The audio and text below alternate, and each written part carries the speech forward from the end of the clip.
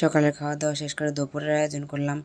এখানে লাউ কেটে নিয়েছি, এখানে হচ্ছে পেঁয়াজ মরিচ কেটে নিয়েছি। ডালটা সম্বাদে যেখানে ছোটো মাছ রান্না করব পেঁয়াজ টমেটো দিয়ে। আমি হাতে মেখে রান্না করব মাছটা। তেল আগে থেকে গরম করে বসে যাই, আজকে আর কাঁচা তেল ব্যবহার করব না। ছোটো মাছটা অনেক দিন হয়ে গেছে।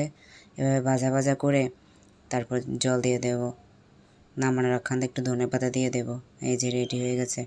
বাচ্চাদের জন্য কয়েক টুকরো মাছ ভেজে নিচ্ছি। ওরা তো আর ঝোলের মাছ খাবে না, আমার বাচ্চারা আবার ঝাল খেতে পারে না। সকাল থেকে পর্যন্ত কাজ করছি, কাজে আর বের পাচ্ছি না। আমাদের এখানে গ্যাস আসে প্রায় 2টা 2:30টায়। তারপর লাউ দিয়ে ইলিশ মাছ রান্না করছি। আর ভালো লাগছে না রান্না করতে করতে, রান্না পুড়েও গিয়েছিল মাছটা একটু। এই যে এখানে মেথি সম্বাদ দিয়ে ইলিশ মাছের মাথা দিয়ে লাউ দিয়ে রান্না করেছে। কেউ উঠতে পারে নেই, সন্ধ্যা হয়ে গেছে। তারপরে এই যে সন্ধ্যাবাতি